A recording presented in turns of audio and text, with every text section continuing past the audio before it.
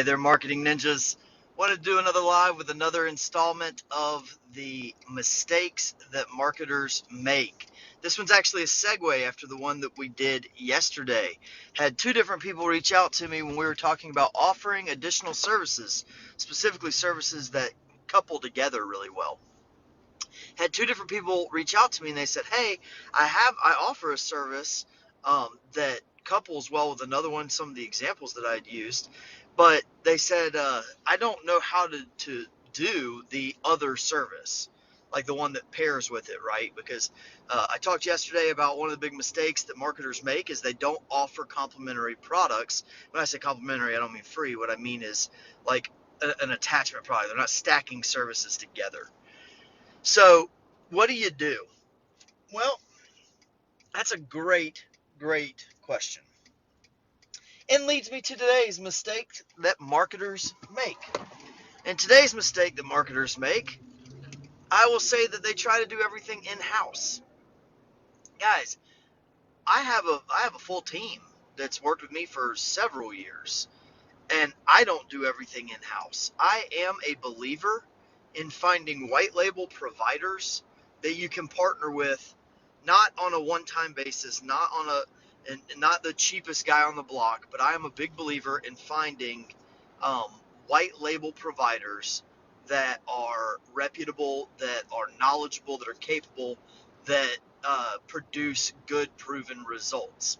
And you can find them for almost any service that you're wanting to provide. So if you want to provide local SEO services, but you don't know how to do local SEO, then you can reach out to a white label provider and get them to offer that service white labeled. Now, what does white labeled mean?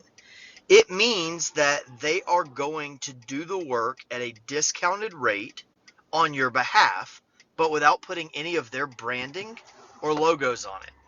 What's the point of that? Why would they do that? Well, the reason they would do it is because they generally will only work with agencies. They won't work with like the local client that you're calling on. They won't work directly with them. That's just not their business model. So what they do instead is they work with agencies who are going to bring them multiple accounts. And they have large teams in place with proven processes in place that allow them to scale their efforts in such a way that it becomes very cost effective. So as an example for the local SEO, and it can be literally anything from graphic design to website development. Literally any service that you're wanting to provide, you can find a white label service provider for it. Now, finding a good one can be the trick, but in this case, we'll just use local SEO as an example. So let's say you've been offering reputation management and it's a natural segue into local SEO. You're going to get that client boosted in the maps pack, but you don't know how to do local SEO. Or you know how to do it, but you don't have time to do it because you already have other clients going on. You have other projects you're working on.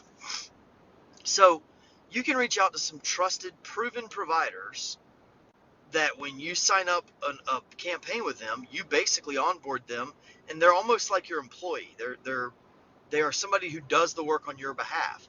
You will get reports from them that you should be able to share with your client, and you'll be able to basically be the account manager as opposed to the local SEO. So um, I will share some of the proven service providers that we use on a regular basis. The people that are already in the certified partner program that we have, you guys are already familiar with them. Part of that program is that I want you to be knowledgeable enough to speak intelligently about the services you're going to provide to your clients, and to explain to them, one, the general concept of how it works and why it's important, and then two, the impact that it's going to have on their business. So why pay money for local SEO or for social media management or for website development, whatever? Why spend money on that? Why should your client spend money on that? Well, a large part of our program is being able to explain to them what that return on investment is, why it's important for their business, what it's going to do for what kind of impact it's going to make on their business after the work is done. So Um, you guys do your own research, but find white label providers that have good testimonials that can provide good, examples of their work. And white label providers are a dime a dozen. You can just Google it and you'll find a lot of them. I wouldn't necessarily go with the cheapest. A lot of times you can get cheap labor done overseas that is it seems very cost effective, but a lot of times, like in the SEO world, for instance, they're using tactics that are extremely old. They're obsolete, and in fact, they can actually hinder your SEO efforts more than help them. So don't go with the cheapest guy on the block. Go with reputable companies. We'll share a couple of them below this video, but that is it for today, guys. So we talked yesterday about one of the big mistakes is not offering additional services. A couple of you reached out and said, hey, that's a great idea. I would love to offer some additional services. Don't know how to do those services. Well, you don't have to. Basically, find yourself a white label provider. Don't try to do everything in-house by yourself.